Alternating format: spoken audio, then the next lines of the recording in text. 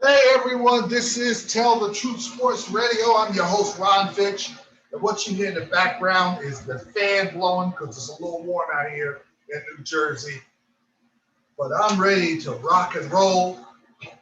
Right now, the Dallas Mavericks are up 21-19 versus the LA Clippers. If Dallas can hold on and win that game, both LA teams will be home.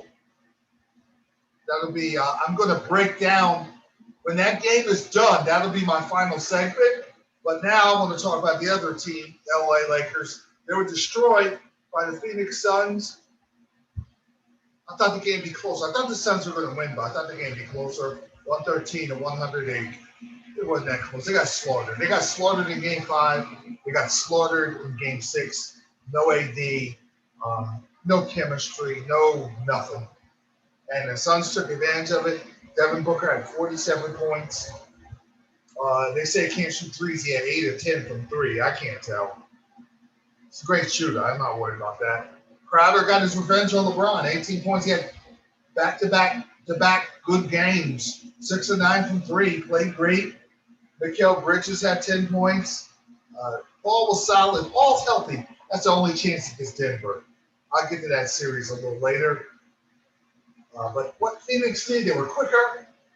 They played solid defense. They took advantage of LA not being able to make any threes. LA would miss threes. They'd get rebound. They'd run. They'd run the pick and roll. They'd get Gasol the pick and roll, and it was off to the races. And they were able to just beat LA pretty easy. And Booker is a star because Booker was difficult to cover. Booker can, you can guard a guy that can drive. All right, I'll take the three. I'll take your drive away from you. Or a guy can shoot three, I'll take your airspace. But a guy that can mid-range jump shoot you and shoot over you in traffic, you're at his mercy. And that's the beauty of what Booker can do. I remember him at Kentucky, and I knew he was going to be a star. And he started shining bright. And he said he learned from Kobe. My only issue is the celebration. He talked trash, he got technical and celebrated. I got a problem with first round celebrations. Now, you beat LA, you're going to the NBA Finals, you can do whatever you want. You get a technical, to the winner goes the spoils. I get it. But not the first round, because you got a lot of work to do. You don't want to do that celebration the first round, get slaughtered in the next round. Because you don't get a prize for beating the Lakers in the first round. There's no trophy for that. And I'm going to get to Trae Young and the Hawks and their first round celebration like it was the Super Bowl. So I have issues with that. But I will say this. The Lakers didn't get anything from their role players. Schroeder had 20, but it was empty calories. LeBron had 29, but he shot 3 of 10 from three-point range. He didn't really attack till the second half. It was kind of passive, but everybody's talking about, this is legacy. It's not his legacy. He's old. So it can only come and go. It comes and goes. He's old. He's 36. It's hard to, unless you're Kareem Abdul-Jabbar, who played till he was 40, and Kobe played till he was 40, close to 40. We're good. There's a couple, but LeBron's game is athleticism. And barreling to the basket and power, he still has that, but he has it in spurts. So I'm not going to blame him for this series with AD getting hurt. Because when AD was healthy, they were leading Phoenix, and they were on their way to winning the series. I think they would have won in 5. They're healthy. AD, the role players were inspired to play hard when AD was there. Not Brian, but more AD. Everybody fed off AD. And AD got hurt, that they just crumbled. And now going forward, what do? Well, here's the solution. LeBron has to move back and be the third wheel if they want to be a championship team. He can't be the second wheel no more because he's older. By the time he takes over, and it don't matter who you are, he has to move to the third wheel, and they're going to have to Either they have to get Lowry and Beal together, trade for Beal and sign Lowry, or they have to, if Jason Kidd ends up being the coach of Portland, they cut a deal with the Blazers and give away whatever young talent you got. I don't care who it is. And get Dame Lillard. That's number one priority. It's to team up Lillard and AD and hope AD's healthy. Load manage the heck out of LeBron and AD next year if you get Lillard. And then add whatever pieces you need as far as shooters. Find out whatever shooters are available. Or you go trade for Zach LaVine. But you need another guy that's going to be the number one perimeter player.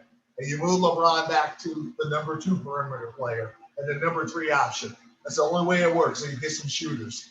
If you keep Horton Tucker, that'd be nice. If you got to give him up for Lillard to do it. And that's the way it goes there. But I also want to say a couple of things, because I heard a guy from Barstool Sports say the LA Lakers championship in the bubble was magic. It was a fake championship and all this and that. Let me tell you why that's hogwash. And I'll tell you, there could be an accident. There's a lot of people that don't like LeBron, and I understand that. Because he does childish stuff. Like when he left the bench with 5 minutes to go in the third quarter, that was childish. He didn't want to deal with getting beat that bad. But that's the one trait that's been consistent with him. His greatness, he loves kids, so he's kind of a kid at heart. That's the strength. He loves the kids and you know that, but he's also childish.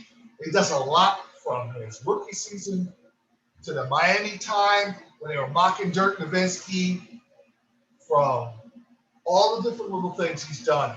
He can be a little childish sometimes. Oh, that's hate. No, it's not. I'm not hating. I'm just telling it like it is. Just telling True Sports Radio. And I'm also going to say from Babe Ruth to Jordan being super competitive to a fault, that's why he's the greatest of all time. But it's also every great player has something missing personality-wise that hurts them. And I think that's LeBron's thing. Babe Ruth had issues. Jordan had issues. All the really great players, Kobe, they all had different foibles they had to deal with. And that's one of his. This is being human. But that's one of his. You know, I heard Kwame Brown, who I love right now, talk about you don't really tear players down and do name calls. So I want to be as responsible as possible, but that is an issue I have with him. And he just took an advantage of being a child. And I'm going to explain that. I'm going to talk about Kwame Brown's part 2 and then part 1. And I'm going to break that down, dealing with athletes and what's smart and what's good about political and what's fake when it comes to civil rights and all that. And I'm going to say, I'll put LeBron in that conversation and how I feel about that. But going forward, this doesn't affect LeBron's legacy because he was hurt and he's old and they didn't have AD and Phoenix was supposed to win. I never put him over Michael Jordan because he doesn't have the mentality. That childishness trait always comes in at the wrong time. And he got like after during the press conference, I'm focused on Space Jams. Well, he shows he's not hurt. He's probably hurt. That's just a childish mechanism that's in him that's going to react that way. But I don't have love or hate for him. I don't have any feeling. Glad they won. But let's address this championship. It's a real championship for the fact that they couldn't control what happened when it comes to COVID-19. That's what they had to play in that bubble, number one. Number two, everyone played hard in that bubble. I understand all the other nonsense that went on, but they played when they played.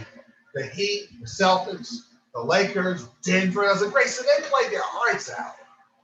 So that's a championship. That's a legitimate championship. Let's stop with the baloney. And number three, the guy from Barstool Sports, who I do love Barstool Sports. He's not an axe to grind. He's a Celtic fan. Let's put it this way. If the Celtics would have won that against the Lakers last year, he would have bragged, he doesn't like LeBron.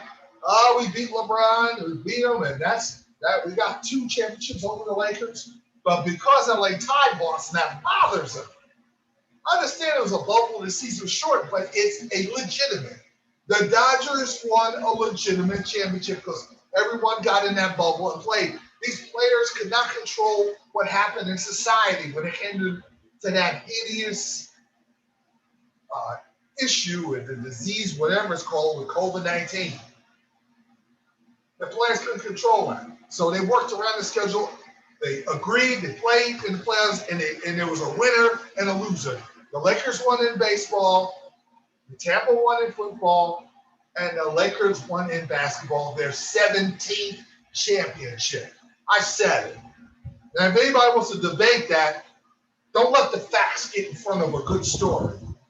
Because that's what you're going to do. He has a shortened season. But congratulations to Phoenix. They're going to end up playing the Denver Nuggets. And that was a great series, especially Game 5 where Dame Lillard had 55 points, but they lost. The reason why they lost Game 5 was Jokic, Morris, and Porter did what they had to do. So it was 3-on-1, and that was the one time Melo didn't play good. He played good in Game 6, but Portland came out, won. They had a 20-6 run, and they were down 91-77, 14 points. And then Denver goes on a Denver went on a 26 run after Portland was up 91-77. So the game's tied in the fourth quarter. We're 3 and change left. There's a loose ball, and I couldn't tell who it was off of, but they awarded Denver the ball. And Portland players went crazy. They lost their focus. They started missing layups.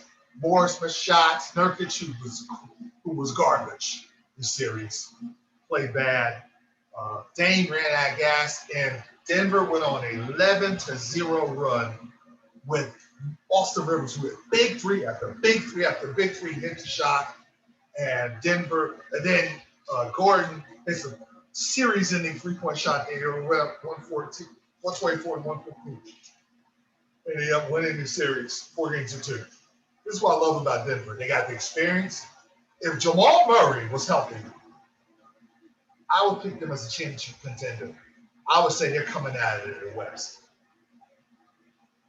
But I still like them over Phoenix. And here's why I like them. This is a good matchup. I hope Booker has the same mentality. I get nervous when I see a guy celebrate that hard after the first round exit. But Booker talked about the Sixers are going to beat up Embiid or no Embiid. The way they defend, Trae Young's going to be under duress. There'll be no time for bowing. There'll be no time for dancing. There'll be no time for looking at the crowd. None of that's going to happen. He's got to get down and go to work and try to get around defenders that will D him up. With the Knicks, it was a parade to the basket. He drew fouls. Knicks didn't have the experience. They're missing shots. The Sixers will make shots. Tobias Harris and Green will make their shots, and Curry will make their shots. This is not the Knicks. And because of how easy it was, I think that's going to be a problem, because it's going to be a culture shock when you walk into Philly and they're going to taunt you, and you usually want to taunt them back by your play. But I just think they're going to take away the three, and they're going to be all over Trae Young. Trae Young's never going to see this kind of pressure. And this is the kind of pressure with Simmons and Thibault and Milton and Green. They're going to be up full court, just pressuring the ball, and he's going to try to drive around them, and they move their feet well, and they're long, and Thibault might do things to him that never happens. That didn't happen in the Knicks series. It doesn't happen a lot, but Thibault will be able to take the ball from him a couple times.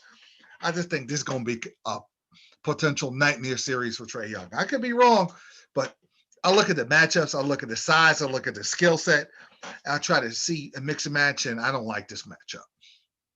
Now, if Embiid is out for the series and they're going to hold him to the next series, Atlanta could get a game. I'd be surprised if Atlanta got 2. If Embiid plays, I think it's going to be a sweep. It might be one of those times where the Sixers get the first 3 games, beat them up, And then Trae Young finally gets free, and they win, and then Sixers crush them in Game 5 like a gentleman's sweep. I just think the 76ers are going to crush the Atlanta Hawks. And the Atlanta Hawks, you don't get a prize for beating the Knicks. I understand you took a bow and you enjoyed closing out the guard and you danced and pranced and celebrated like it was the finals, but there's more series to play. And I think with a young team like the Hawks, they're going to learn. Like Lou Williams and Gallinari, they want to play. I know they like, no, let's get to the finals. Let's make a run, but it's not going to happen. If Embiid plays, he'll terrorize Capella. So and you won't hear Capella making guarantees that they'll beat the Sixers and they bury the Sixers. So all that stuff will come to an end. And the Atlanta Hawks will come crashing to an end. But in the other series, the Bucks and the Nets, it's about style. Can Giannis get going? Can their defense muddy it up and mucky it up? Or Harden, you're going to have Middleton. You're going to have Connaughton and them boys against Harden. How does that work out? That is going to be the interesting matchup. Kyrie Irving and Holiday. It's going to be then also what you got to look at. Bucks made some very, very Brian Forbes shooting threes because the Nets are going to score, but because of Holiday and Forbes making plays, Middleton is really a good guy in the fourth. He's a good fourth quarter mid-range scorer. Greek is learning what he can do. I tell you, the sneaky, Brook Lopez gets those. He don't look like the quickest guy in the world, but he's very crafty, very smart, and he's going to look to try to beat his former team. Bobby Portis is making shots. I tell you, the guy watch out for because of defense, PJ Tucker. He defends Durant well. He'll defend Harden. They got some dogs on defense between Holiday and Greek blocking shots and Lopez. But the Nets are spectacular. The big three were Harden, Kyrie, and I put Joe Smith, the 3.5, Kyrie and Harden and KD. It's just they have a great symmetry. Harden runs a point well, so you're not going to get a lot of turnovers. It's an even matchup. But the Bucks style will give the Nets trouble. The big three is going to give the Bucks trouble with Joe Smith. Green is coming back, so that's big. Griffin played Greek pretty well. DeAndre Jordan might have to come and play a little bit. Brown gets rebounds, but I think Joe Smith hitting the shots to be a buffer to what the dribble drivers on the Nets have between KD and Harden and Kyrie. If the Bucks had home court, I'd pick the Bucks. The Nets are going to win a close, tight 7-game series because it's going to be tight in Game 7, but you got 3 closers, Harden, Kyrie, and KD. That'll make the plays that you need to finish them off, and it'll be the Nets and Sixers. And I think it's going to be Utah. I knew if Dallas won tonight, I knew it was going to be Utah, Denver. But Clippers, it's going to be a problem. But I'm going to stay with Utah and Denver and Sixers and Nets. Nice little conference finals.